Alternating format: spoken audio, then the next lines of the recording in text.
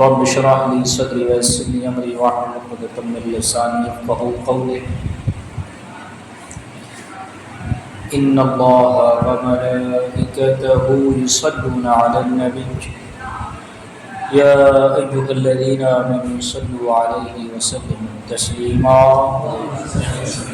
اللهم صل على سيدنا ومولانا محمد بن عظيم الجود والكرم وعلى اله وصحبه وسلم صلاة وسلام عليك يا رسول الله صلاة وسلام عليك يا حبيب الله صلی اللہ تعالی علیہ وبارک وسلم تسلیما دائما ابدا۔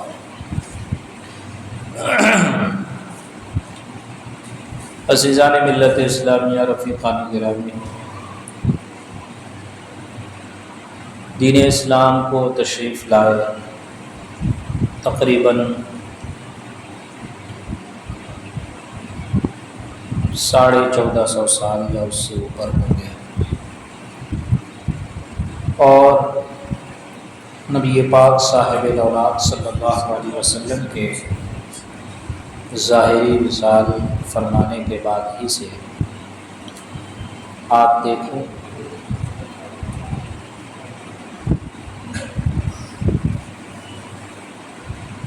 کہ اس پاکیزہ طاہر مطہر مذہب میں، مذہب اسلام میں بد مذہبیت اور فرقہ واریت پیدا ہو گئی۔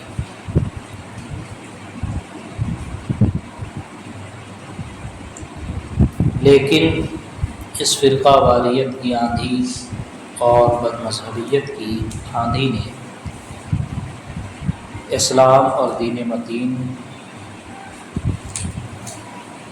کہ اس سرسبز و شاداب چمن کا کچھ بھی نہ بگاڑ سکا، اور آج بھی 1445 ہجری میں یہ مذہب مہذب دین اسلام اسی طرح قائم ہے جس طرح نبی پاک صلی اللہ علیہ وسلم کے زمانے میں تھا۔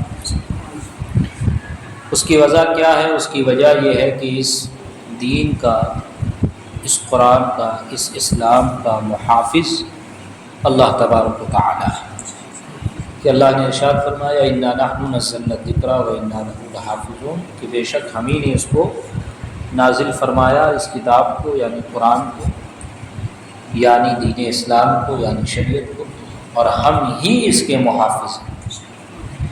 جب اللہ تعالیٰ اس کا محافظ ہے، اس کا ناصر ہے، تو اللہ کے مقابل کون کھڑا ہو سکتا ہے؟ اور اللہ کے کام کو کون روک سکتا ہے؟ اور اللہ کو کون مات دے سکتا ہے؟ کوئی نہیں۔ تو آپ دیکھیں کبھی اس پر یزیدی فتنوں نے حملہ کیا، کبھی معمونی طاقت اسلام کے سامنے کھڑی ہوئی، کبھی تاتاری قوت چنگیز خان جب یہ آیا تو اس کی تاریخ آپ دیکھیں گے تو گویا محسوس ہوگا کہ اس نے پوری مملکت اسلامیہ کو نیست و نابود کرنے کی ناپاک کوشش کی اور تخت و تاراج کر دیا۔ اور پھر آپ دیکھیں کہ پاسباں مل گئے کعبے کو صنم کھانے سے، پھر اسی تاتاریوں میں سے، اسی چنگیز خان کی اولاد میں سے ہلاکو کھا کے پوتے وغیرہ نے اسلام کو دور کیا۔ پھر اللہ تبارک و تعالیٰ نے ان کے ذریعے سے دین متین کی خدمت کی۔ پھر آگے چل کے سلطنت عثمانیہ آئی، تو بہت سی ایسی آندیاں اسلام پر آتی رہیں، لیکن دین متین، دین اسلام کا وہ کچھ نہ بگاڑ سکی، سوائے اس کے کہ قتل و غارت ہوئے، لوگ مرے، لیکن لوگوں کے مر جانے سے مذہب ختم نہیں ہوتا، کتابوں کے جلا دینے سے مذہب ختم نہیں ہوتا، لائبریریوں کو آگ لگا دینے سے مذہب ختم نہیں ہوتا۔ اس نے پوری کی پوری لائبریری کو آگ لگا دی۔ بغداد جو علم کا شہر مانا جاتا تھا، پوری کتابیں نکال کر اس نے، کئی فن تو ایسے تھے کہ اس کے جلانے سے وہ فن ختم ہو گئے، پھر اس کے بعد جن کے ذہن میں جو فن باقی تھے، فن کے نقوش، ان کی یادداشت کے مطابق انہوں نے پھر کتابیں ترتیب کی، اس کے اصول و ضوابط لکھے، جس میں سے ایک اہم سبجیکٹ آپ لوگ پڑھتے ہیں جس کو کہا جاتا ہے فارمل لاجک، منطق جسے کہتے ہیں، فلسفہ، بالخصوص منطق۔ اس کا سب سے پہلا اس کا استاد بقراط یا سقراط ہے، پھر اس کا شاگرد فیثاغورس جس کو آپ لوگ کہتے ہیں پائتھاغورس، پھر ابو علی سینا، پھر اس کے بعد نصر اللہ فارابی۔ ان لوگوں نے واپس سے اس فن کو مرتب کیا۔ تو مذہب کسی کتاب کے جلانے سے ختم نہیں ہوتا، کسی لائبریری کے جلانے سے ختم نہیں ہوتا، کسی انسانوں کے قتل و غارت کر دینے سے ختم نہیں ہوتا، لیکن مذہب اسلام کے سامنے ایسے فتنے اٹھتے رہے ہیں۔ مگر ان تمام فتنوں میں جو سب سے زبردست فتنہ ہے کہ تمام مصیبتوں میں خطرناک مصیبت ہے، وہ وہابیہ اور نجدیہ کا فتنہ ہے، کہ جس کی خبر نبی پاک صلی اللہ علیہ وسلم نے، مخبر صادق نبی اکرم صلی اللہ علیہ وسلم نے پہلے ہی دے دی تھی کہ طرح طرح سے اس فتنے سے مسلمان کو آگاہ کر دیا تھا۔ چنانچہ مشکات جلد 2 باب ذکر الیمن و شام میں بخاری کے حوالے سے روایت ہے، حضرت عبداللہ ابن عمر رضی اللہ تعالیٰ عنہ فرماتے ہیں کہ ایک دن دریائے رحمت مصطفیٰ صلی اللہ علیہ وسلم جوش میں ہے، بارگاہ الہی میں ہاتھ اٹھا کر دعا فرمائی جا رہی ہے، اللہم بارک لنا فی شامنا، کہ اے اللہ بارک لنا، ہمارے لیے ہمارے شام میں برکت ہے، جو ملک شام ہے نا، سیریا جسے کہا جاتا ہے، ہمارے لیے شام میں برکت رکھو۔ اللہم بارک لنا فی یمننا، اے اللہ ہمارے لیے ہمارے یمن میں برکت رکھو۔ حاضرین میں سے بعض نے عرض کیا وفی نجدنا، یا رسول اللہ وفی نجدنا، کہ ہمارے نجد کے بارے میں بھی دعا کی جائے، کہ شام کے بارے میں دعا کی جا رہی ہے، یمن کے بارے میں دعا کی جا رہی ہے، ہمارے نجد کے بارے میں بھی دعا کی جائے۔ یا رسول اللہ وفی نجدنا، یا رسول اللہ دعا فرمائیں کہ ہمارے نجد میں بھی برکت دے اللہ تبارک و تعالیٰ۔ پھر حضور صلی اللہ علیہ وسلم نے وہی دعا فرمائی، اللہم بارک لنا فی شامنا، اللہم بارک لنا فی یمننا، مگر نجد کا نام نہ لیا۔ انہوں نے پھر توجہ دلائی، وفی نجدنا، حضور نے یہ بھی دعا فرمائی کہ نجد میں برکت ہو۔ غرض کے 3 بار یمن اور شام کے لیے دعائیں فرمائی، اور بار بار توجہ دلانے پر نجد کو دعا نہ فرمائی، بلکہ آخر میں فرمایا ہناک الزلازل والفتن وبہا یطلع قرن الشیطان۔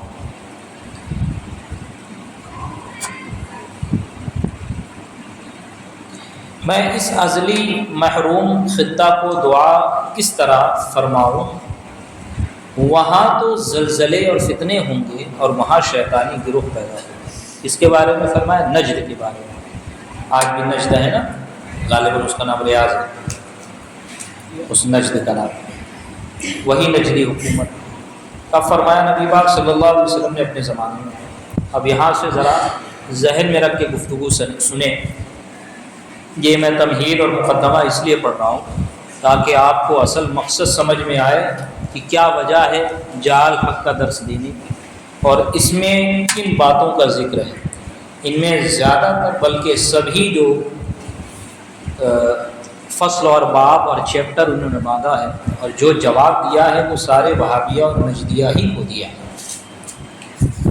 تو نبی پاک نے کیا فرمایا؟ دعا نہیں فرمائی نجد کے لیے، بلکہ فرمایا ہناک الزلازل والفتن فتن وبہا یطلع قرن الشیطان، کہ وہاں تو زلزلے اور فتنے ہوں گے اور وہاں سے شیطان کی کیا نکلے گا؟ گروہ پیدا ہوگا، شیطان کی سینگ نکلے گی۔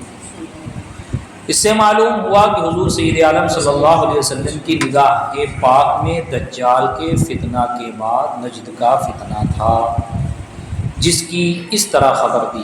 اسی طرح مشکات جلد اول کتاب القصاص باب قتل و اہل الروا میں بحوالہ نسائی حضرت ابو برزہ رضی اللہ تعالیٰ عنہ سے روایت ہے کہ حضور علیہ السلام ایک بار کچھ مال غنیمت تقسیم فرما رہے ہیں۔ ایک شخص نے پیچھے سے عرض کیا، یا محمد صلی اللہ علیہ وسلم، آپ نے اس تقسیم میں انصاف نہ کیا۔ آپ نے، نبی پاک کو اس شخص کہہ رہا ہے، آپ نے اس تقسیم میں انصاف نہ کیا۔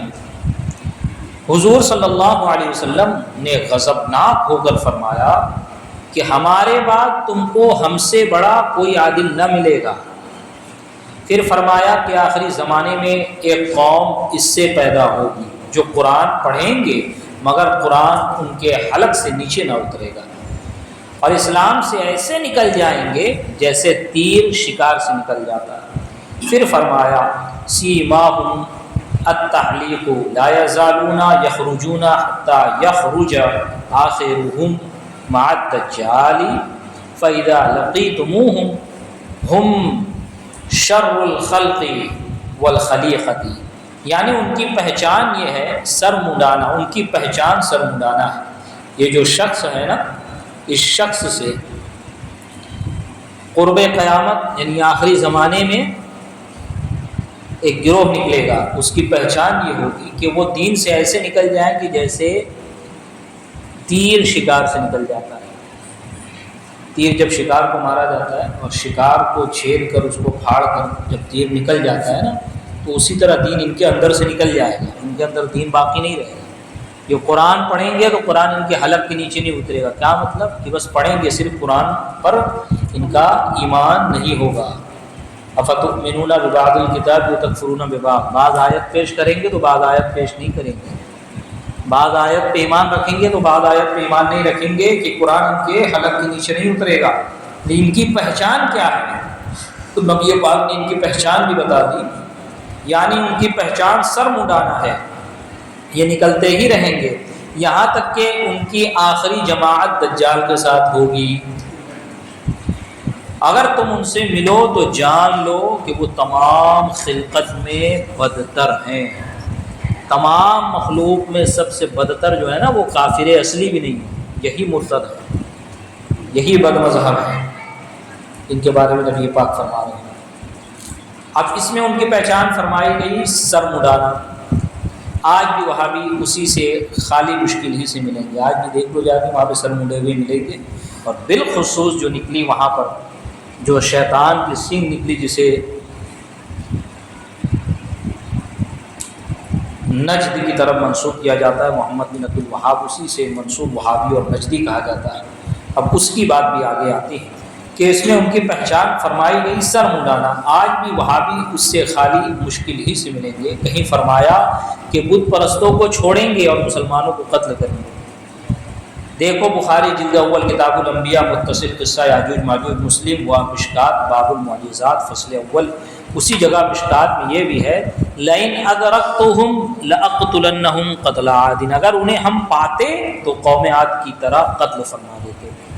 نبی پاک فرما رہے ہیں کہ اس قوم کو اگر ہم پاتے تو قوم عاد کی طرح اس کو قتل کر دیتے۔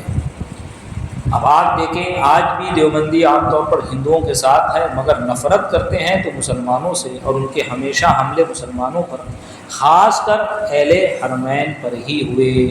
اس فرمان عالی کے مطابق 12ویں صدی میں نجد سے محمد بن عبد الوہاب پیدا ہوا۔ اس نے کیا کیا؟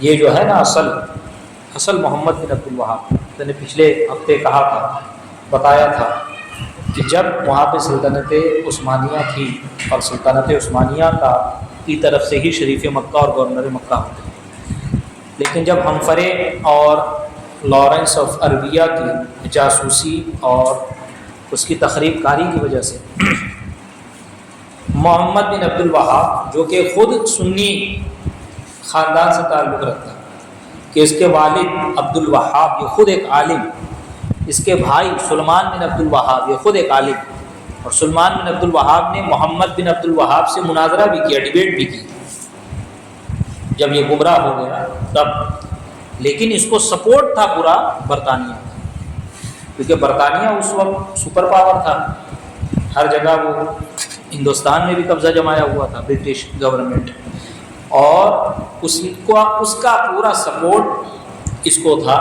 کہ تم یہاں پر بغاوت کرو اور ان سلطنت عثمانیہ کے لوگوں کو بھگاؤ تو ہم تم کو فوج بھی دیں گے، سب کچھ دیں گے۔ تو اس نے آل سعود سے کانٹیکٹ کیا۔ آل سعود جو اس وقت سعود تھا، یا اس وقت جو ان لوگوں کا ہیڈ تھا، اس کے پاس کچھ نفری تھی، کچھ فوج، اس کے قبیلے والے اکٹھے ہوئے، اور ان کو اور اس کو دونوں کو انگلش گورنمنٹ نے مدد کی، برٹش گورنمنٹ نے، اور ان لوگوں نے حجاز مقدس میں رہنے والے مسلمانوں اور بالخصوص سلطنت عثمانیہ کے گورنر جو وہاں مقرر تھے اس کے خلاف ان لوگوں نے کیا کیا؟ بغاوت کی۔ اور پھر ایسا فتنہ اٹھا، یہ اتنا نالائق آدمی تھا کہ اپنے اور اپنے گروہ کے علاوہ کسی کو مسلمان سمجھتا ہی نہیں تھا۔ پورے مکہ اور مدینہ، پورے عرب میں جہاں جاتے سارے مسلمانوں کو ایک لائن لگا کر قتل کرتے، اور جو ان کے ہاتھ پر ان کے عقیدے کے مطابق عمل کرتا، توبہ کر لیتا ان کے مطابق اور ان میں شامل ہو جاتا، تو اس کو کہتے ہیں کہ تم مسلمان ہوئے ہو، مشرک سے مسلمان ہوئے ہو، لہٰذا تمہارے سر، داڑھی اور بدن پہ جتنے بال ہیں سب مڑا دو۔ وہ سب مڑا دیتا۔ عورتیں آتی تو عورتوں کو بھی گنجا کرا دیتا۔ یہ اس کا ایسا رویہ مسلمانوں کے خلاف۔ اب اسی محمد بن عبد الوہاب کے بارے میں فرما رہے کہ جو نبی پاک نے نشانی فرمائی وہ نشانی پوری کی پوری اس میں نظر آتی، اس کے گروہ میں نظر آتی ہے۔ اور جو علاقہ آپ نے کہا وہ علاقہ بھی اس کا، کہ اس نے کیا کیا، اہل حرمین اور دیگر مسلمانوں پر ظلم کیے۔ اس کی داستان سیف الجبار، مواریخ محمدیہ، اعلیٰ ارغامات النجدیہ وغیرہ کتب تواریخ میں دیکھو۔ ان کے کچھ ظلم علامہ شامی نے اپنی کتاب رد المحتاط جلد سوم باب البغات کے شروع میں اس طرح بیان فرمائی ہے۔ علامہ شامی اس کے بعد کے ہیں، اور چند ہی سال کے بعد کے ہیں، جب اس کا انتقال ہو گیا، مر گیا جب، تو آپ نے اس کے بارے میں کیا لکھا؟ فتاوی شامی، جو سب سے معتبر کتاب ہے،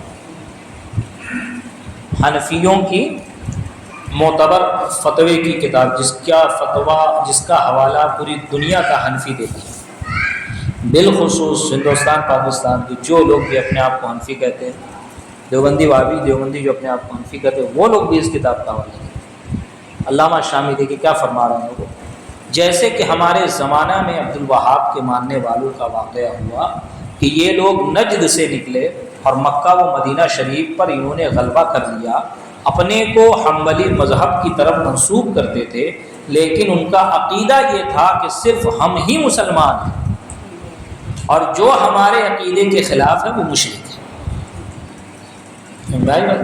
آج انہیں کی حکومت ہے، آج محمد بن عبد الوہاب ہی کی کتابوں کے مطابق وہاں پر بیٹھ کے جو علماء بیٹھے رہتے ہیں مکہ مدینہ میں، جو بیان کرتے ہیں، چاہے تقی عثمانی ہو یا جو ہو، سمجھ میں آئے گا، یا وہ لال رومال والا ہو، وہ سب انہی لوگ کو فالو کرتے ہیں، انہی کی بات ہو رہی ہے کہ ان کا عقیدہ یہ تھا کہ صرف ہم ہی مسلمان ہیں، جو ہمارے عقیدے کے خلاف ہے وہ مشرک ہے۔ اس لیے انہوں نے اہل سنت والجماعت کا قتل جائز سمجھا اور ان کے علماء کو قتل کیا، یہاں تک کہ اللہ نے وہابیوں کی شوکت توڑی اور ان کے شہروں کو ویران کر دیا اور اسلامی لشکروں کو ان پر فتح دی۔ یہ واقعہ 1233 ہجری میں ہوا، یعنی اس وقت ان سے تقریباً ان لوگوں نے 150 سال تک، 100 سے 150 سال تک، یہ ڈائریکٹ پہلی مرتبہ میں ان لوگوں نے قبضہ نہیں کر لیا، 1925 میں جا کے ان لوگوں نے قبضہ کیا، ان کا مکمل قبضہ ورلڈ وار فرسٹ جو ہوئی ہے 1914 میں، اس میں سلطنت عثمانیہ نے سپورٹ کیا جرمن کو، اور جرمن اس میں ہارا، اور جب جرمن نے اس میں ٹوٹا، جب جرمن ٹوٹا تو اس میں یہ بھی ٹوٹا سلطنت عثمانیہ، یعنی جب خلیفہ بھی ہارا تو اس وقت امریکہ اور اس کے جو اتحادی تھے برٹش، امریکہ اور جاپان وغیرہ، ان لوگوں نے اس پورے علاقے کو اپنے اس حصے میں بانٹ لیا، جتنا بھی سلطنت ہے اسی وقت سلطنت عثمانیہ ٹکڑے ٹکڑے ہوئی اور مکمل جا کے ختم ہوئی 1935 میں، اور 1925 میں حجاز مقدس میں ان لوگوں کا قبضہ ہوا اور ان لوگوں کا پورا 100 سالہ جو ہے معاہدہ ہوا۔ اور یہ جو آج سعودیہ اتنے سکون میں بیٹھا ہوا ہے، دیگر جگہ اتنی قتل و غارت ہو رہی ہے، سعودیہ میں کچھ نہیں ہوتا، اس کی وجہ یہ ہے کہ امریکہ اور اس وقت سپر پاور امریکہ اور برٹش گورنمنٹ، اس سے اس نے ان دونوں سے اس نے معاہدہ کیا ہوا تھا، اور نجدیوں کو عرب دلانے والے یہی لوگ اور اپنا آدمی بیٹھانے والے، یہ جو بھی ہے، یہ بھی سلمان بھی جو آیا ہے نا، اس کی ہسٹری اٹھا کر پڑھو تو وہ آدھے سے زیادہ یہودی دکھے گا، اور وہ یہودیوں کے لیے رائے ہموار کر رہا ہے۔ مدینہ میں ابھی دیکھو یہودی گھوم رہے ہیں، عیسائی گھوم رہے ہیں۔ ابھی میرے ہی گھر کے لوگ عمرہ پہ گئے ہوئے تھے تو وہاں پر دیکھا کہ ان لوگوں نے کہ انگریز گھوم رہے ہیں بغیر احرام کے، بغیر کچھ پہنے، کوئی جیسا ان کا لباس ہوتا ہے۔ تو آپ بتائیے کیا یہ کوئی مسلمان کر سکتا ہے جبکہ قرآن نے منع فرمایا کہ اے ایمان والو، اس سال کے بعد سورہ توبہ میں فرمایا یہود و نصارہ کو، مشرکین کو اپنی مسجد یعنی مکہ اور مدینہ میں حرم کے قریب نہ آنے دینا۔ یہ قرآن کا حکم ہے، اب یہ قرآن کے خلاف کر رہے ہیں۔ یہی فرمایا نا نبی پاک نے، قرآن پڑھیں گے یہ لوگ لیکن ان کے حلق کے نیچے نہیں اترے گے، تو قرآن پہ عمل نہیں کریں گے۔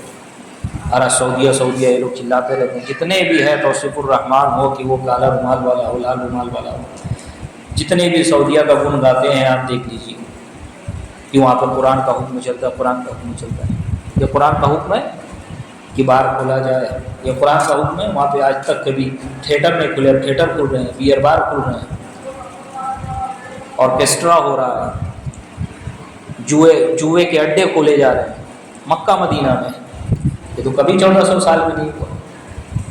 اور جب ہماری بات آئے گی تو ہمارے جو نیک اعمال ہے ان کو 1400 سال پرانا ہی چاہیے۔ کہ تم میلاد مناتے ہو تو بتاؤ کبھی 1400 سال پہلے ہوا؟ تم محرم مناتے ہو 1400 سال پہلے ہوا؟ نبی پاک کے زمانے میں آرکیسٹرا کھلا، نبی پاک کے زمانے میں تھیٹر کھلے؟ یہ تو ایسے ہی حرام ہے جو بدیہی انداز میں کہ اس کے بارے میں کوئی مسلمان سوچے گا ہی نہیں کہ یہ حلال ہوگا، ایسی چیزیں ہیں۔ خیر، تو یہ محمد بن عبد الوہاب، یہ نجد کا رہنے والا اور اسی نے اس کا بیج بویا۔ اس نے کیا کیا، آپ آگے سماعت فرمائیں۔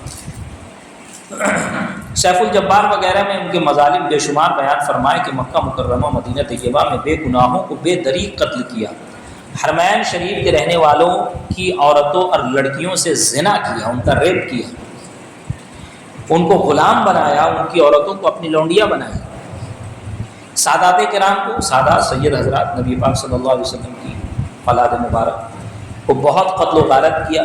مسجد نبی شریف کے تمام قالین اور جھاڑو فانوس اٹھا کر نجد لے گئے، تمام صحابہ کرام اہل بیت اعظام کی قبروں کو گرا کر زمین سے ملا دیا، یہاں تک کہ یہ بھی ارادہ کیا کہ خاص گنبد خضرا جس کے گرد روزانہ صبح اور شام ملائکہ صلاۃ و سلام پڑھتے ہیں اس کو بھی گرا دیا جائے، مگر جو شخص اس بری نیت سے روضہ پاک پر گیا اس پر خدا پاک نے ایک سانپ مقرر فرما دیا جس نے اس کو ہلاک کیا، اور رب العالمین نے اپنے نبی کی اس آخری آرام گاہ کو ان سے محفوظ رکھا۔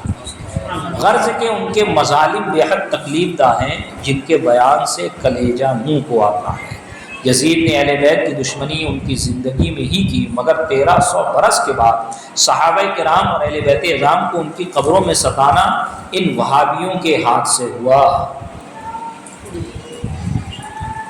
اب بھی جو کچھ ابن سعود نے حرمین شریفین میں کیا وہ ہر حاجی پر روشن ہے۔ مکہ مکرمہ میں میں نے خود اپنی آنکھوں سے دیکھا، یہ مصنف فرما رہے مفتی احمد یار خان نعیمی علیہ رحمۃ و رضوان، وہ فرما رہے ہیں کہ میں نے اپنی آنکھوں سے دیکھا کہ کسی صحابی کی قبر شریف کا نشان بھی نہیں ملتا کہ کوئی فاتحہ بھی پڑھ لے۔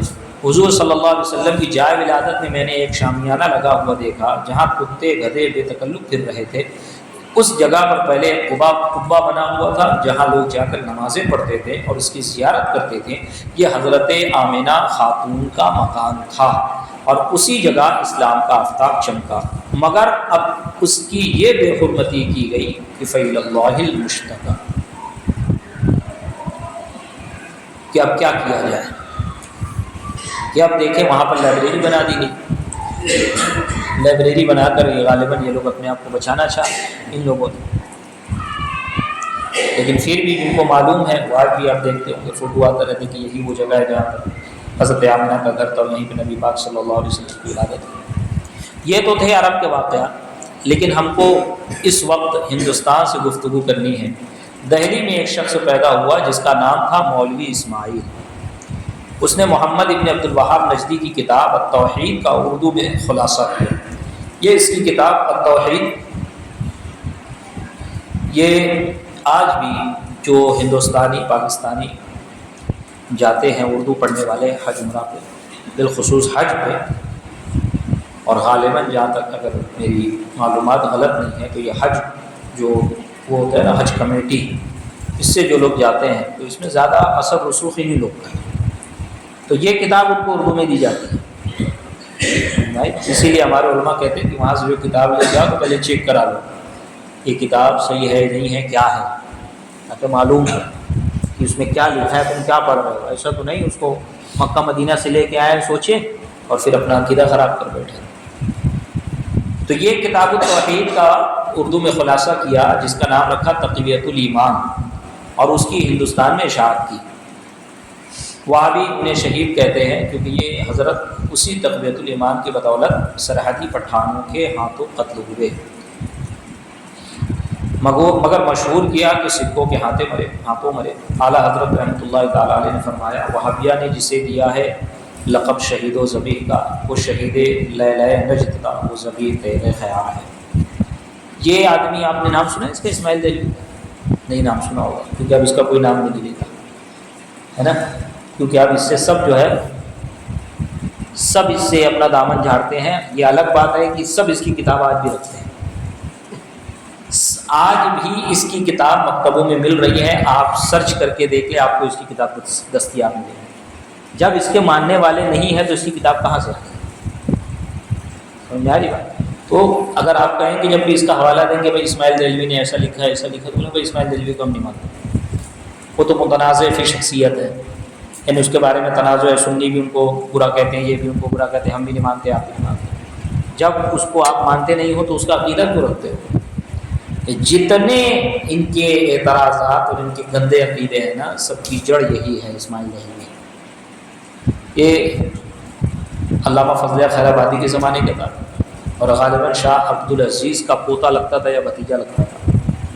اور شاہ عبدالعزیز علیہ رحمۃ الرضوان جنہوں نے تحفہ اثنا عشریہ لکھا، شیعوں کا رد کیا، جب اس نے تقویۃ الایمان لکھی تو اس وقت شاہ عبدالعزیز علیہ رحمۃ الرضوان کی بینائی جا چکی تھی، آپ بہت ضعیف ہو گئے تھے، بہت بوڑھے ہو گئے تھے۔ آپ نے فرمایا کہ اگر میری بینائی درست ہوتی، میں تندرست ہوتا تو میں اس کا رد اسی طرح کرتا جس طرح میں نے شیعوں کا رد کیا، اور پھر اس سے تنے یہ اکیلا ایک طرف، ایک تو زیادہ سے زیادہ ایک دو کوئی اس کے اگر ہم نوا ہوئے تو ہوئے، باقی پورے دلی کے علماء ایک طرف۔ جامع مسجد دہلی میں مناظرہ ہوا، اس کے مناظر علامہ فضل خیر آبادی علیہ رحمۃ اللہ، جنہوں نے جنگ آزادی 1857 میں جو غدر ہوئی نا، جس میں جہاد کا فتویٰ دیا انگریزوں کے خلاف، وہ علامہ فضل خیر آبادی، انہوں نے اس سے مناظرہ کیا اور انہوں نے اس کا کفر ثابت کیا کہ تو نے جو اپنی کتاب میں لکھا ہے تیری کتاب میں سراسر سب کے سب کفر ہی بھرا ہوا ہے۔ وہ اسماعیل دہلوی، اس نے محمد بن عبد الوہاب کی کتاب جو التوحید اس کی عربی میں کتاب تھی، اس کا ترجمہ کیا اردو میں، فارسی میں، تقویۃ الایمان۔ کیا نام رکھا اس کا؟ تقویۃ الایمان، ایمان کو طاقت دینے والی، لیکن اس میں مواد ایسے کہ وہ تقویۃ الایمان نہیں ہے۔ ہمارے علماء فرماتے، ہمارے بزرگان دین فرماتے کہ وہ تقویۃ الایمان ہے، وہ ایمان، وہ تقویۃ الایمان ہے، وہ ایمان کو فوت کرنے والی ہے، ایمان کو ختم کرنے والی ہے، ایمان کو طاقت نہیں دیتی۔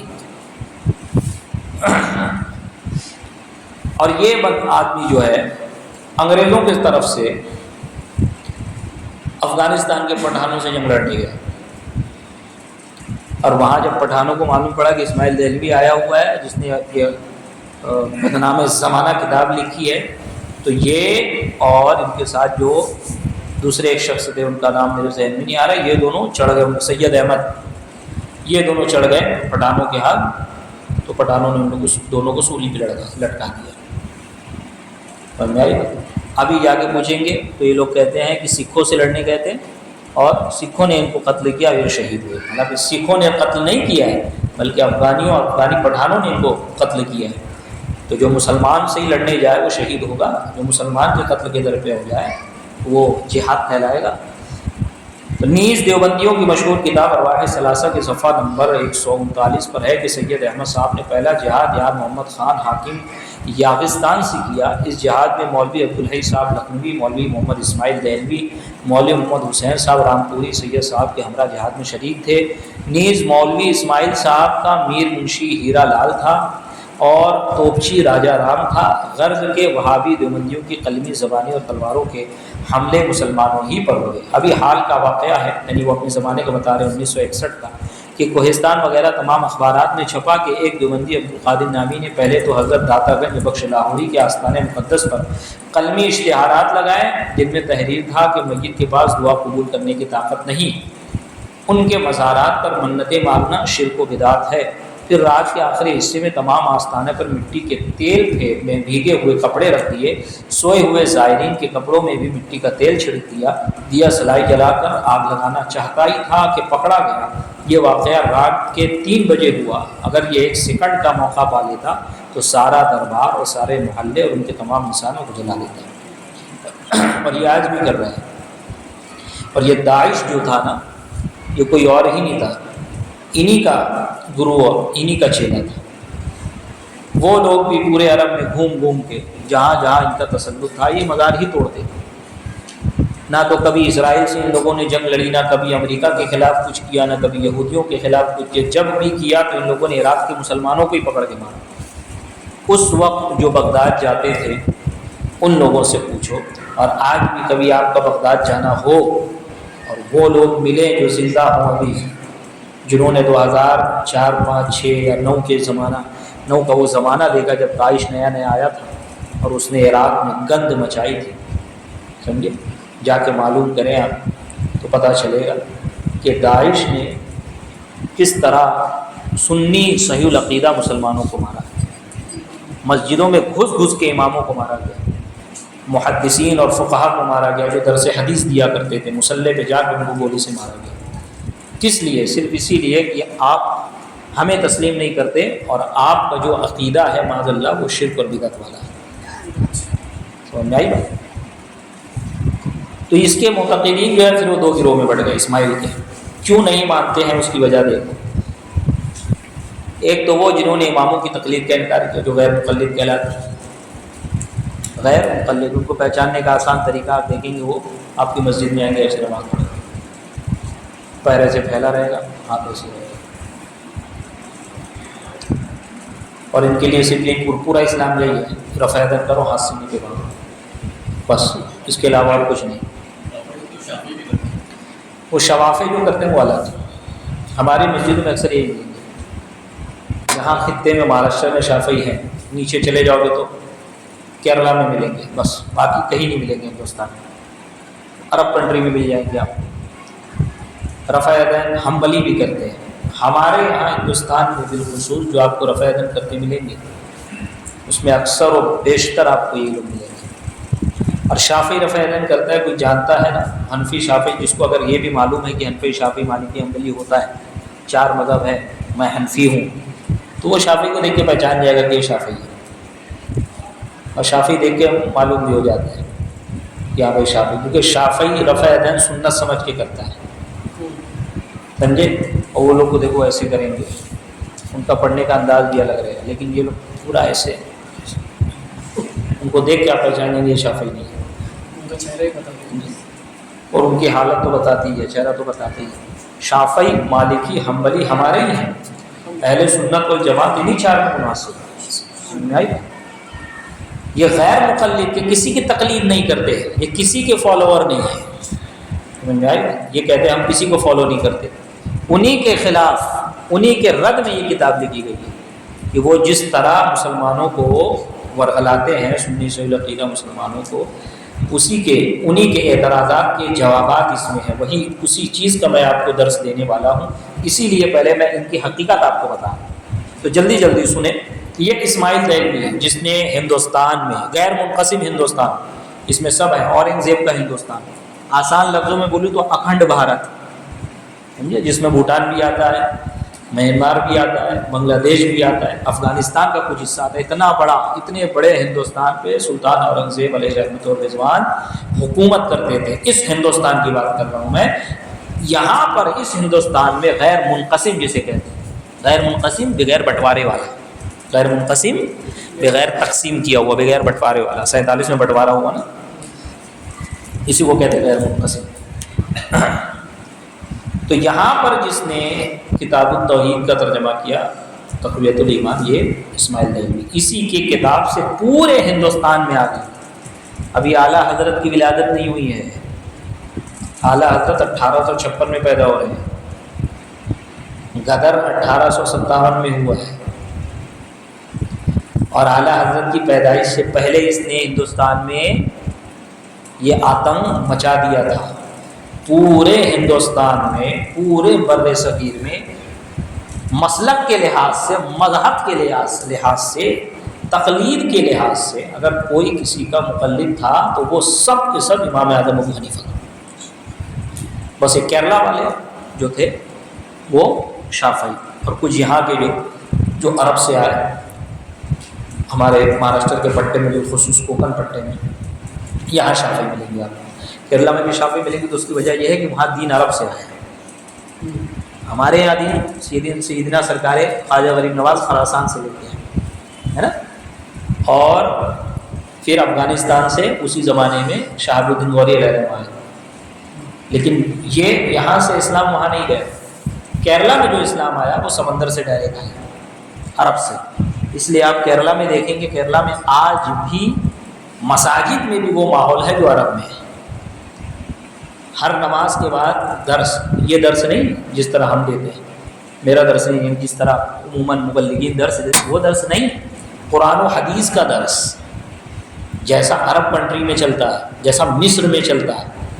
مصر میں ایسا ہے جیسے آپ لوگ کالج پڑھتے ہیں، اور کالج بالخصوص جو کوئی یونیورسٹی میں جاتا ہے یا بڑی کالج میں جاتا ہے، ہاسٹل والی کالج ہوتی ہے، اس میں کیا رہتا ہے کہ بندہ ایکسٹرا پڑھائی کے لیے کوئی کلاسز وغیرہ جوائن کرتا ہے نا، تو قاہرہ میں یہ ہے، مصر میں بالخصوص قاہرہ یونیورسٹی جہاں پر ہے، کہ وہاں مساجد میں جو ائمہ ہوتے ہیں وہ کسی نہ کسی فن، کسی نہ کسی سبجیکٹ کے ماہر ہوتے ہیں۔ کوئی قرأت کا ماہر ہے، کوئی حدیث کا ماہر ہے، کوئی فقہ کا ماہر ہے، کوئی کسی چیز میں ماہر ہے، تو جس چیز میں وہ ماہر ہوتا ہے اس چیز میں وہ مسجد ہی میں کلاس لگاتا ہے۔ تو جو بچے قاہرہ میں پڑھ رہے ہوتے ہیں، جیسے کہ کچھ لوگوں نے مجھے بتایا، جو میرے علم میں آئی وہ ڈیٹیل دے رہا ہوں، میں بھی جاننا چاہ رہا تھا زمانے طالب علم میں، تو لوگوں نے مجھے بتایا بھائی ایسا ایسا ایسا، یہ یہاں پہ آپ کو اس طرح کی راہیں ہموار ہے، اس طرح پڑھنے کے ذرائع آپ کو پرووائڈ ہو جائیں گے، یہ بہت اچھی چیز ہے۔ تو وہ میں آپ کو بتا رہا ہوں، تو اس طرح کا دین ابھی بھی وہاں پر ہے کیرلا میں۔ اور یہاں ہمارے یہاں جو آیا ہے اسلام، وہ سیدنا سرکار خواجہ غریب نواز اللہ تعالیٰ اور شہاب الدین غوری علیہ رحمۃ اللہ، دونوں کا زمانہ ایک ہی ہے نا۔ خیر، تو یہاں اس غیر منقسم ہندوستان میں جو بد مذہبیت پھیلی، اس سے پہلے سب کے سب سنی تھے، سب کا عقیدہ وہی تھا جو آج بریلویوں کا ہے، سب صلاۃ و سلام پڑھتے تھے، سب اصحال ثواب کرتے تھے، سب مزارات پر جاتے تھے، سب توسل اور امداد اور استمداد کے قائل تھے۔ سب سے پہلا مسلمانوں پر جو کفر و شرک کا فتویٰ لگایا اس آدمی نے ہندوستان میں۔ عرب میں یہ نجدی، عبد الوہاب نجدی، محمد بن عبد الوہاب، عبد الوہاب نجدی نہیں، وہ تو عالم ولی اللہ تھے، محمد بن عبد الوہاب۔ تو اور پھر اس کے معتقدین میں دو گروہ ہوا، ایک گروہ غیر مقلد جسے اب جو اپنے آپ کو اہل حدیث کہتا ہے، دوسرا گروہ دیوبندی وہابی جو اپنے آپ کو حنفی کہتے ہیں، جن کی مسجد بازو میں ہے۔ تبلیغی جماعت آپ سمجھ لیں اور آسانی کے لیے، اب ان میں بھی دو گروہ ہو گئے، لیکن عقائد کے لحاظ سے سب ایک ہے۔ دوسرے وہ جنہوں نے دیکھا کہ اس طرح اپنے کو ظاہر کرنے سے مسلمان ہم سے نفرت کرتے ہیں، کیونکہ اتفاق سی بات ہے، ایک زمانے سے مسلمان پڑھتے آ رہے ہیں نماز، اب اچانک آگے اس کو بولا جائے رفع یدین کرو، وہی سوچے گا میرے ابا تو کیے نہیں کبھی، میرے مسجد کا امام تو کرتا نہیں، مسجد بھری پڑی ہے کوئی نہیں کر رہا ہے ایسا، ابھی میں اکیلا رفع دین کروں، میں اکیلا ٹانگ پھیلا کے نماز پڑھوں، تو وہ بھی اچنبے میں پڑ جائے گا۔ تو جب ایسا ہوا لوگ نکارنا شروع کیے، ان لوگوں کا رد کیے، خود عوام ہی ان لوگوں کو قبول نہیں کرتی تھی، تو دوسرے وہ جنہوں نے دیکھا کہ اس طرح اپنے کو ظاہر کرنے سے مسلمان ہم سے نفرت کرتے ہیں، انہوں نے اپنے آپ کو حنفی ظاہر کیا کہ ہم حنفی ہیں، ہم امام اعظم کی پیروی کرتے ہیں، اور عقائد میں وہی عقیدہ ہے ان کا جو اسماعیل دہلوی کا ہے۔ کیا عقیدہ؟ انشاءاللہ وہ آگے آتا ہے۔ نماز روزے میں ہماری طرح ہمارے سامنے آئے، ان کو کہتے ہیں گلابی وہابی دیوبندی۔ بھلا میرے آقا و مولا محبوب کبریا صلی اللہ علیہ وسلم کا معجزہ دیکھو کہ حضور علیہ السلام نے فرمایا تھا کہ وہاں قرن الشیطان یعنی شیطان کی گروہ نکلے گا۔ اردو میں قرن الشیطان کا ترجمہ، شیطان کا ترجمہ دیوبند اور دیوار، دیوبند دیو اردو میں کہتے ہیں شیطان کو، بند کا معنی ہے گروہ تابع دار۔ دیو کہتے ہیں دیو کہتے ہیں شیطان کو، اور بند کہتے ہیں تابع دار کسی کا تابع کرنے والا، کسی کی اتباع کرنے والا، فالوورز۔ یا یہ اضافت مقلوبی یعنی بند دیو شیطان کی جگہ، یعنی لیکن ان دونوں فرقوں کے عقیدے بالکل ایک ہیں، اعمال اگرچہ ان کے الگ ہیں لیکن ان کا عقیدہ ایک ہی ہے۔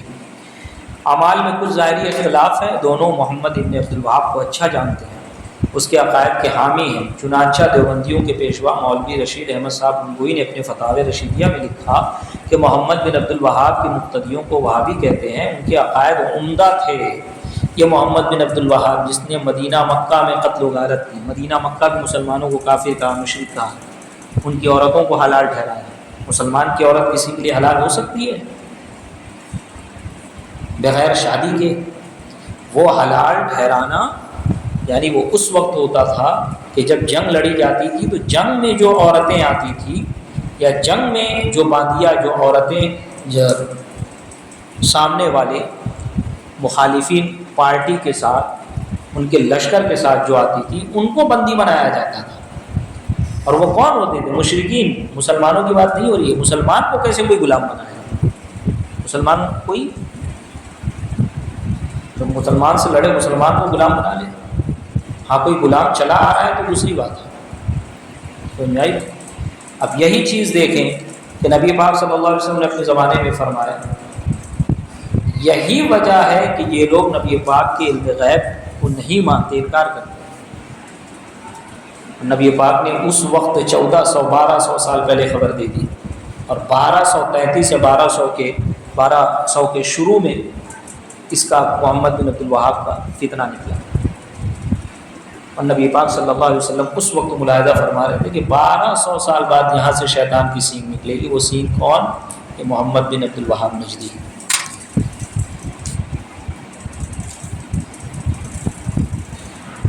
اور انہوں نے نبی پاک صلی اللہ علیہ وسلم کی اپنی کتابوں میں کھلی توہین کی، چاہے اشرف علی تھانوی ہو، رشید احمد گنگوئی ہو۔ یہ وہ گروہ کون سا؟ دیوبندی، جو اپنے آپ کو حنفی کہتے ہیں۔ اسماعیل دہلوی کے ماننے والے اپنے آپ کو اہل حدیث، اور اسی کے ماننے والا ایک گروہ حنفی جو اپنے آپ کو کہتے ہیں، اس کے تمام پیشوا رشید احمد گنگوئی، اشرف علی تھانوی، قاسم نانوتوی، جنہوں نے مسلمانوں پہ کفر کا فتویٰ لگایا، جنہوں نے ہندوستان میں رہنے والے مسلمانوں پر کفر کا، اسماعیل دہلوی نے فتویٰ لگایا۔ اسماعیل دہلوی کی کتاب کو ان لوگوں نے سر پر رکھا اور کہا اچھی کتاب ہے۔ مولوی اشرف علی تھانوی حفظ الایمان میں حضور علیہ السلام صلی اللہ علیہ وسلم کے علم کو جانوروں کے علم کی طرح بتایا، معاذ اللہ سما معاذ اللہ۔ مولوی خلیل احمد صاحب امبیٹوی نے اپنی کتاب برائن قاطعہ میں شیطان اور ملک الموت کا علم حضور علیہ السلام کے علم سے زیادہ بتایا، کہ شیطان کو زیادہ علم ہے نبی پاک صلی اللہ علیہ وسلم، معاذ اللہ سما معاذ اللہ۔ یہ توہینیں ان لوگوں نے کی۔ اس توہین کرنے کے بعد سیدی سرکار اعلیٰ حضرت نے ان کو بھیجا، خط لکھا، ان کا رد کیا کہ وہ لوگ رجوع کر لیں، یا یہ کہے کہ یہ عبارت ہماری نہیں ہے۔ جب انہوں نے نہیں مانا اور ایکسیپٹ کیا کہ یہ عبارت ہماری ہی، ہم ہی نے لکھا ہے، تب جا کے اعلیٰ حضرت نے ان پر کفر کا فتویٰ لگایا۔ کتنے سال بعد؟ اور اعلیٰ حضرت کی پیدائش سے پہلے ہی اسماعیل دہلوی نے پورے ہندوستان کے مسلمانوں پر کفر کا فتویٰ لگا دیا، شرک کا فتویٰ لگا دیا کہ جتنے ہیں سب مشرک ہیں معاذ اللہ۔ اور آج چلے گا، بازو میں چلے گا۔ ہمارے نوجوان بچے ہیں کچھ میرے پاس آئے، آپ لوگوں کو بھی کہتے ہوں گے کہ بھائی تم لوگ یا رسول اللہ کہتے ہو، یا رسول اللہ کہنا شرک ہے، شرک کا کیا معنی؟ یہ ہندو ہے نا، یہ ہندو، یہ مشرک ہیں، یہ لوگ، یہ عیسائی، یہ مشرک ہیں، ان کے جیسا ہمیں کہتے ہیں۔ اور ہم جاتے ہیں، ہماری عوام جاتی ہے ان کے پیچھے نماز پڑھتے ہیں، ہماری عوام ان سے شادی کر رہی ہیں، ان کے گھر میں رشتہ داری کر رہی ہیں، وہ تم کو مسلمان ہی نہیں سمجھتے۔ لوگ کہتے ہیں کہ بریلویوں نے لوگوں پر کفر کا فتویٰ لگایا۔ ارے بھائی، جب اعلیٰ حضرت پیدا ہی نہیں ہوئے تھے اس سے پہلے ہی ان لوگوں نے ہم پر، پورے دنیا کے مسلمانوں پر کفر کا فتویٰ لگایا، اس کا کیا ہے؟ سمجھ میں آئی بات؟ یہ چیز، یہ اصل جب اگر تمہارے ذہن میں آئے، یا کوئی تم کو بولے کہ بھائی ان کو کافر کیوں کہتے ہو، سب کہتے ہیں کہ تم لوگ سب کو کافر ہی بناتے رہتے ہو۔ ارے بھائی، انہوں نے پہلے ہم کو کافر بنایا۔ جب بلا وجہ کوئی وجہ، کوئی شرعی عذر ہے ہی نہیں، کوئی وجہ شرعی ہے ہی نہیں، کسی مسلمان سے کوئی کفر کا صدور ہوا ہی نہیں، اگر اس کو کافر کہا جائے، نبی پاک نے فرمایا کوئی اپنے مسلمان بھائی کو کافر کہے گا تو کفر اسی پر لوٹے گا۔ سمجھ میں آئی بات؟ سمجھ میں آئی بات؟ ہم ان کو جو کافر کہتے ہیں نا، میں ایک بات یہاں پر بتا دوں، یہ جو ان کے چار بڑے، جن کا میں نے نام لیا، اشرف علی تھانوی، رشید احمد گنگوہی، قاسم نانوتوی، خلیل احمد امبیڈوی، ان چاروں کی جو کفریہ عبارت ہے، ان کفریہ عبارت کی وجہ سے ان چاروں کو سیدی سرکار اعلیٰ حضرت نے کافر گردانا۔ اب جو بھی دیوبندی ہے، جو ان کے اس عقیدے سے واقف ہے، اس عبارت سے واقف ہے، اور اس عبارت سے واقف ہونے کے بعد ان کو اچھا سمجھتا ہے اور جانتا ہے کہ ہاں انہوں نے صحیح لکھا ہے، تو اب اس پہ بھی یہ حکم لگے گا۔ جو نہیں جانتا ہے اس کو ہم کافر نہیں کہیں گے۔ کوئی پرٹیکولر شخص آئے، کسی متعین شخص کو آپ لے کے آؤ، یا وہ کہے کہ میں دیوبندی ہوں اور وہ جانتا نہیں ہے دیوبندیت کیا ہے، وہ صرف اس لیے کہ باپ دادا دیوبندی ہیں تو میں بھی ان کے پیچھے نماز پڑھا ہوں، ان کی مسجد میں جا رہا ہوں، اسے کچھ پتہ نہیں ہے، تو ہمارے علماء کہتے ہیں اس کو کافر نہیں کہیں گے۔ پہلے اس کو ہاں اگر اس کا کوئی کفریہ عقیدہ ہو۔ لیکن ایک چیز اور میں یہاں پر آپ کو بتا دوں کہ اب عام طور پر دیکھیں کہ دیوبندی عوام بھی مسلمانوں کو مشرک کہتی ہے، یہ عام ہو گیا ہے ایک دم۔ وہ ہے کہ نہیں، فیس بک، واٹس ایپ، کہیں بھی دیکھ لو، جو ایک بار نماز پڑھنے چلے گا، باہر نکلا تو یہ بولے گا ارے قبر پوج ہوا ہے، قبر کو جاتا ہے پوجا کرتا ہے، قبر کو جاتا ہے سجدہ کرتا ہے، قبر کی عبادت کرتے ہو تم لوگ معاذ اللہ، تو یہ کیا ہے؟ تم لوگ مشرک ہو، شرک کرتے ہو۔ کیا شرک کرتے ہیں؟ یا رسول اللہ بولتے ہو، یا غوث اعظم بولتے ہو، یا رسول اللہ بولنا شرک ہے۔ شرک کیا ہے؟ شرک کفر ہے، شرک کی کوئی دوسری قسم ہے ہی نہیں، شرک کی کوئی دوسری قسم ہے ہی نہیں۔ اگر احتیاط بھی کیا جائے گا تو یہاں پر ایک اصولی بات کروں میں، ایک اصولی بات، کہ کم سے کم وہ کفر فقہی سے تو نہیں بچے گا کہ اس کا جملہ کفریہ ہے۔ یہ جو جملہ ہے نا، یہ کفریہ ہے، کفر فقہی سے نہیں بچے گا۔ اب عام طور پہ لوگ یہ کہتے ہیں، اسی لیے اب ہمارے علماء تین گروہ کرتے ہیں اس میں، تین دیوبندی وہابیوں میں تین طرح کے لوگ پائے جاتے ہیں۔ ایک وہ یہ طواغیت اربعہ، یعنی یہ چار ان کے بڑے، دوسرے وہ کہ جو ان چاروں کی عبارت جانتے ہیں اور چاروں کی عبارت جاننے کے بعد، سمجھنے کے بعد اس کو صحیح سمجھتے ہیں، یہ دونوں کافر ہیں، وہ بھی کافر، اور جو ان کے کفر میں شک کرے وہ بھی کافر۔ اور تیسرا گروہ وہ کہ جو ان کی عبارت وغیرہ کو تو نہیں جانتا، لیکن وہ مسلمانوں کو مشرک ضرور کہتے ہیں، ان کو یہ عبارت کی پتہ نہیں ہے۔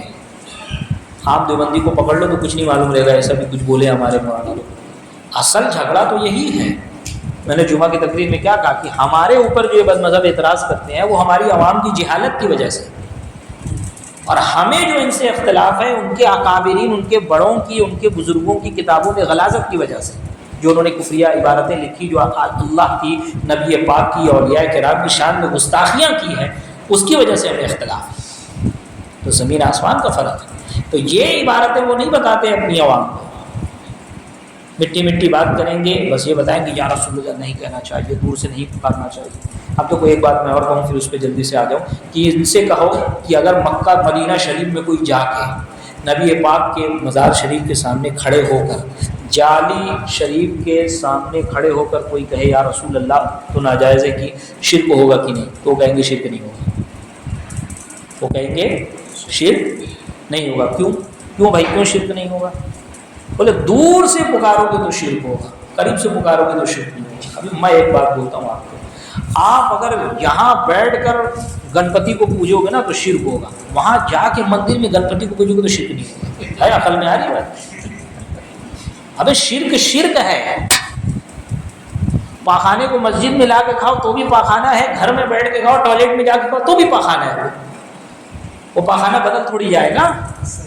شرک کیا کہتے ہیں، شرک کا معنی کیا ہے، یہ ایک بات یاد رکھو۔ آج تک ان لوگوں سے شرک کی ڈیفینیشن ہو ہی نہیں پائی۔ کیوں نہیں ہو پائی؟ جب اپنے من سے گھڑیں گے نا، اپنے من سے عقیدے بنائیں گے نا تو بھی جواب نہیں دے پائیں گے۔ جو عقیدہ اللہ رسول نے دیا وہ عقیدہ رکھیں گے نا تو بندہ بھی سلامت رہے گا اور اس کا عقیدہ بھی سلامت رہے گا، اور جس عقیدے سے وہ جڑا ہے نا اس کا جو تسلسل ہے 1400 سال سے ملا ہوا ہے۔ شرک کی ڈیفینیشن یہ کبھی نہیں کر پائیں گے۔ میں تم کو بتاتا ہوں شرک کی تعریف کیا ہے۔ شرک کی ایک تعریف یہ ہوتی ہے، یہ ہے جو تمام ہمارے بزرگوں کی کتاب میں مل جائے گی۔ بزرگ سے مراد یہ 100-200 سال والے بزرگ نہیں، پورے جو 1000 سالہ 1200 سالہ بزرگ ہیں نا ہمارے، جن کو یہ بھی مانتے ہیں ہم بھی مانتے ہیں۔ یہی وجہ ہے یہ کبھی مناظرہ کرنے نہیں بیٹھتے ہیں، کیونکہ ان کی پولیں کھلیں گی نا، حقیقت سے کبھی آگاہ نہیں کرتے، مٹھی مٹھی بات کر کے مسلمانوں کو اٹھا لے جاتے ہیں۔ اب بیچارہ مسلمان بھائی وہ اپنا دھندا دیکھے، بزنس دیکھے، بیوی بچے دیکھے کہ یہ سب جھگڑے اس کو سمجھ میں نہیں آتی بات۔ اسی لیے کہا جاتا ہے کہ ہدایت کی دعا کرو، اللہم ربنا لا تزغ قلوبنا، اللہ تعالیٰ نے خود سکھایا قرآن میں، ایسے دعا کرو۔ کس طرح؟ اللہم ربنا لا تزغ قلوبنا بعد اذ ہدیتنا، کہ اے اللہ ہدایت دینے کے بعد اب ہمارے دل میں کجی پیدا نہ کر، ہمیں ہدایت پہ رکھ، اپنی طرف سے رحمت دے۔ دعا کی یا اللہ خاتمہ بالخیر کی توفیق فرما، عطا فرما، یا اللہ اسی دین پر استقامت فرما۔ یہ بہت اہم چیز ہے۔ مسلمان پیدا تو ہو گئے لیکن مسلمان مرنا اس سے بڑی بات ہے۔ وَلَا تَمُوتُنَّ إِلَّا وَأَنْتُمْ مُسْلِمُونَ، تم ہرگز نہ مرو مگر مسلمان ہو کر۔ سمجھ میں آئی بات؟ تو شرک کسے کہتے ہیں کہ اللہ کی ذات، یاد رکھو چھوٹی سی ڈیفینیشن، چھوٹی سی تعریف ہے، اللہ کی ذات یا اس کی صفات میں کسی کو شریک ٹھہرانا، اسے شرک کہتے ہیں۔ اللہ کی ذات میں جیسے اللہ واجب الوجود ہے، جس طرح اللہ واجب الوجود ہے کہ اس کا وجود ضروری ہے، اس کا کوئی پیدا کرنے والا نہیں ہے، اسی طرح ایک اور اللہ ہے یہ اس کی ذات میں شریک ہے۔ یہودی جو ہے یہ لوگ دیکھو، ان لوگوں نے شرک کیسے کیا؟ اللہ کو بھی مانا، اللہ کے ساتھ حضرت عیسیٰ کو بھی خدا مانا، حضرت مریم کو بھی مانا۔ یہ شرک ہوا کہ اللہ کی ذات میں ان لوگوں نے شریک کیا۔ صفات میں شریک ماننا، جس طرح اللہ کی صفات ہیں، اس کی صفات حقیقی ہے، وہ سنتا ہے تو کسی کے عطا کرنے سے نہیں، وہ حقیقی سماعت ہے اس کی، وہ خالق حقیقی ہے۔ وہ رحیم ہے تو وہ بذات رحیم ہے، وہ کریم ہے تو بذات کریم ہے۔ اب کوئی ان صفات میں کسی کو شریک ٹھہرائے، اللہ تعالیٰ جس طرح کریم ہے بذات، اسی طرح کوئی اور بھی بذات کریم ہے، تو وہ مشرک ہو گیا۔ اب یہاں پر آپ لوگ بیٹھے ہیں، کبھی بتاؤ کیا کبھی آپ کو کسی عالم نے، کسی مبلغ نے، کسی بھی لیکچرار نے، کسی بھی خطیب نے، مقرر نے یہ کہا کہ جس طرح اللہ تعالیٰ کریم ہے اسی طرح نبی پاک بھی کریم ہے؟ جس طرح اللہ تعالیٰ کریم ہے، اللہ کی عطا سے نبی پاک کریم ہے۔ اللہ تعالیٰ بذات کریم ہے، وہ حقیقی کریم ہے، اس کو کسی نے عطا نہیں کیا،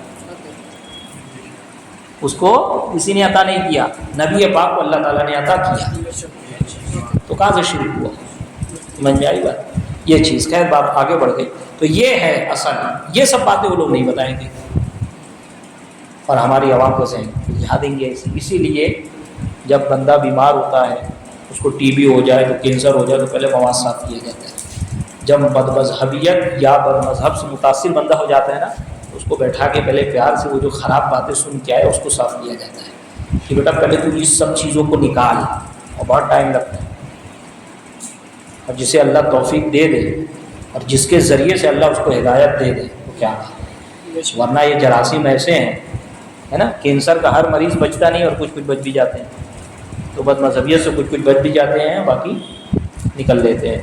تو بندے کا جب ایمان چلا جاتا ہے نا تو شیطان بھی فری ہو جاتا ہے اس سے، اب ایک اصل چیز تو ہے نہیں، کیا کروں گا اس کو بتا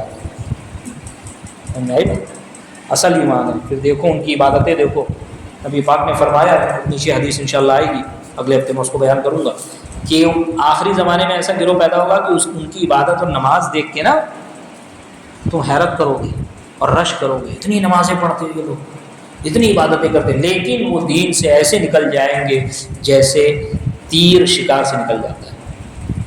تہجد بھی پڑھے گا 40 سال بعد، اگر تبلیغ میں جائے تو 40 سال کی قضا بھی پڑھ لے گا 2 سال میں، سب سے بڑا ایسا لگا امام صاحب بھی اس کے سامنے چھوٹے لگیں گے، اتنا بڑا دکھے گا، لیکن دین سے ایسا نکل جائے گا جیسے کہ تیر شکار سے نکل جاتا ہے، پھر ان کو کوئی فائدہ نہیں، بس کل آنکھ بند ہونے کی دیر ہے، وہ پھٹکے پڑیں گے پھر دائمی کہ اللہ کی پناہ۔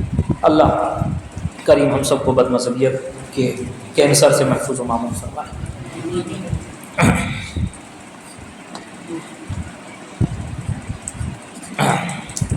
دیکھیں مصنف فرما رہے ہیں یہاں پہ، کیونکہ اس کتاب میں ہر مسئلے کے متعلق قرآنی آیات پیش کی جائے گی۔ میں نے تھوڑا سا تذکرہ اس لیے کر دیا کہ آپ کو معلوم ہو جائے انشاءاللہ، جہاں پر اعتراض، جہاں پر یہ جب جیسے تقلید ہے، توسل ہے، مدد مانگنا، استمداد مانگنا، صلاۃ و سلام پڑھنا، جہاں جب جیسے جیسے چیپٹر جو آتا جائے گا نا، وہاں ان لوگوں کے کیا اعتراضات ہیں اور یہ لوگ ہم پر کیا حکم لگاتے ہیں اور کس طرح گمراہیت پھیلاتے ہیں، وہ باتیں، وہ عقائد بھی میں بتاتے چلوں گا، اور پھر اس کا رد بھی آتا جائے گا۔ ابھی کتاب شروع نہیں ہوئی ہے، میں صرف آپ لوگوں کو یہ بتا رہا ہوں کہ دیکھو بد مذہبیت کیا ہے اور بد مذہبیت کیسے آئی ہے، اور نبی پاک نے اس کے بارے میں پہلے ہی ارشاد فرما دیا تھا۔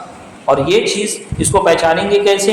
یہ پہچانیں گے ایسے ہی کہ جو نبی پاک نے فرمایا، انشاءاللہ وہ حدیث بھی آتی ہے، میں بتا دوں آپ لوگوں کو، نبی پاک نے فرمایا اپنے صحابہ سے کہ بنی اسرائیل میں 72 فرقے تھے، ایک روایت میں آیا 71 فرقے تھے، اور میری امت میں 72 یا 73 فرقے ہوں گے، جس میں 71 ہے اس میں 72، جس میں 72 ہے اس میں 73 ہے روایت، اور 72 جہنمی ہوں گے، ایک فرقہ جنتی ہوگا، ناجی ہوگا۔ صحابہ کرام نے عرض کی یا رسول اللہ، جو جنتی ہوگا وہ کون سا فرقہ ہوگا؟ نبی پاک نے فرمایا کہ وہی فرقہ ہوگا جو میرے اور میرے اصحاب کے نقش قدم پہ ہوگا۔ تو ہم وہ بھی پیش کریں گے کہ کس طرح ہم نبی پاک صاحب الاولاد صلی اللہ علیہ وسلم اور ان کے صحابہ کے عقیدے اور ان کے نقش قدم پر ہے۔ اب یہاں پر یہ کتاب شروع کرنے سے پہلے مقدمہ لکھ رہے ہیں، بتا رہے ہیں کہ ہم جب یعنی کہ ان کے کہنے کا مقصد یہ ہے کہ ہم آیتیں پیش کریں گے نا دلیل میں، تو قرآن کی آیتیں جو پیش کی جاتی ہیں اس کی تفسیرات بھی بیان ہوتی ہیں۔ قرآن کی تفسیر جیسے کنز الایمان ہے، کنز الایمان یہ قرآن کا ترجمہ اعلیٰ حضرت نے اردو میں کیا، اس کے سائڈ میں آپ دیکھیں گے اسے کہتے ہیں حاشیہ، وہ ہے اس کی تفسیر۔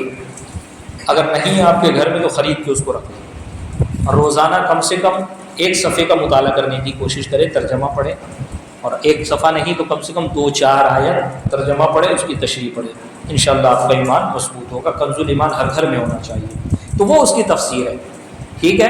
اور تفسیر قرآن ہے کیا؟ تو یہ کہتے ہیں کہ تفسیر قرآن کے بارے میں بتا دیا جائے تاکہ آپ کو آگے سمجھنے میں آسانی ہو۔ ایک تو ہے قرآن کی تفسیر، دوسری قرآن کی تعویل، تیسری قرآن کی تحریف۔ ان کی علیحدہ علیحدہ تعریفیں ہیں، علیحدہ علیحدہ احکام۔ قرآن کی تفسیر اپنے رائے سے کرنا حرام۔ قرآن کی تفسیر کی جائے گی تو قرآن کی تفسیر یا تو قرآن ہی سے ہوگی، یعنی کہ قرآن کی ایک آیت کی تفسیر دوسری آیت کرے، جیسے مثال کے طور پر اللہ تعالیٰ نے فرمایا صراط الذین انعمت علیہم، کہ راستہ ان کا چلا جن پر تو نے انعام کیا، تو انعام کس نے کیا، کس پر کیا ہے؟ تو قرآن کی دوسری آیت ہے اولئک ومن یطع اللہ والرسول فاولئک مع الذین انعم اللہ علیہم، جو اللہ اس کے رسول کی اطاعت کرے تو اللہ اس کے رسول، اللہ اس کو ان کے ساتھ ملا دے گا، ان کی معیت عطا فرمائے گا جن پر اللہ نے انعام کیا۔ وہ کون ہے؟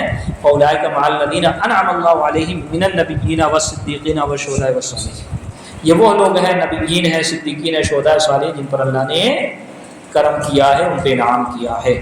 تو یہ قرآن کی تفسیر بالقرآن ہوئی، قرآن تفسیر قرآن بالقرآن۔ ایک قرآن کی تفسیر ہوتی ہے حدیث کے ذریعے، کہ قرآن کی آیت اور اس کی تفسیر نبی پاک نے اپنے اقوال سے بیان کی ہو، ٹھیک، اسے کہتے ہیں تفسیر القرآن بالحدیث، ٹھیک۔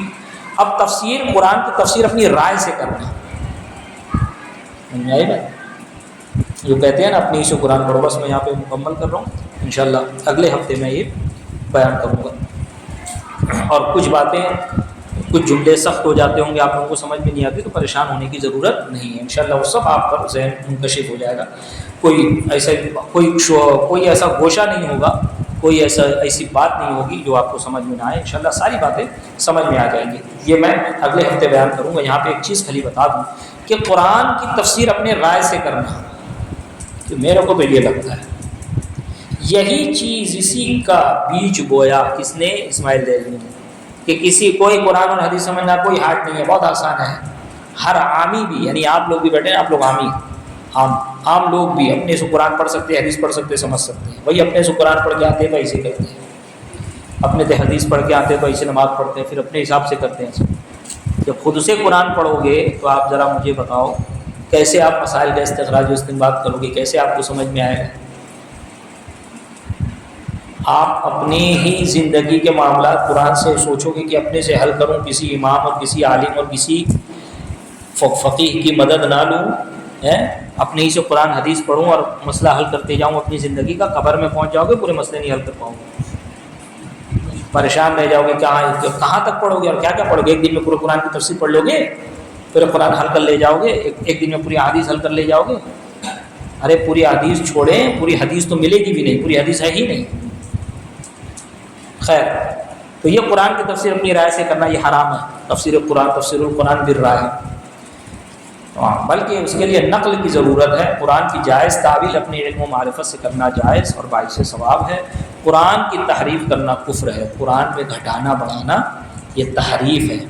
گھٹانا بڑھانا، کچھ کمی کرنا، کچھ بڑھانا، یہی بات اپنے سے یہ کفر ہے. جیسے گھٹائے گا بڑھائے گا بندہ کافر ہو جائے گا. ٹھیک، تو تفسیر قرآن کریم کے وہ احوال بیان کرنا جو عقل سے معلوم نہ ہو سکے، ان میں نقل کی ضرورت. نقل سے مراد قرآن اور حدیث میں لکھے ہوئے ہوں، نقل اسے کہتے ہیں. جیسے آیت کا شان نزول یا آیت کا ناسخ و منسوخ، آیت کب نازل ہوئی، یا یہ جو آیت ہے کہ منسوخ ہو گئی اب اس پہ عمل نہیں کیا جائے گا، اب اس کو منسوخ کرنے والی دوسری ایک ناسخ آیت ہے، اس کے ذریعے سے یہ آیت منسوخ ہے، اس کا علم ہونا ضروری ہے. اگر کوئی شخص بغیر حوالہ نقل اپنی رائے سے کہہ دے کہ فلاں آیت منسوخ ہے یا فلاں آیت کا شان نزول یہ ہے تو معتبر نہیں، بلکہ کہنے والا گناہ گار ہوگا. نبی پاک نے فرمایا من قال فی القرآن برائہ فلیتبوأ مقعدہ من النار، کہ اگر کوئی شخص قرآن میں اپنی رائے سے کچھ کہے تو وہ اپنا ٹھکانہ جہنم میں بنائے. اتنا سخت حکم ہے. لہذا آج کا جو درس تھا بالخصوص اس پہ تھا کہ اسماعیل دہلوی اور اس نے جو یہاں پر بد مذہبیت پھیلائی وہ دار النجد اب محمد بن عبد الوہاب پیدا کا، جہاں پر محمد بن عبد الوہاب پیدا ہوا، اس نے جو اپنی کتاب التوحید لکھی اور اس میں تمام مسلمانوں کو جو یہ عقیدہ رکھتا ہے کہ اللہ تبارک و تعالیٰ کے بندے بھی مددگار ہے، جو یہ عقیدہ رکھتا ہے کہ نبی پاک کو علم غیب ہے، جو یہ عقیدہ رکھتا ہے کہ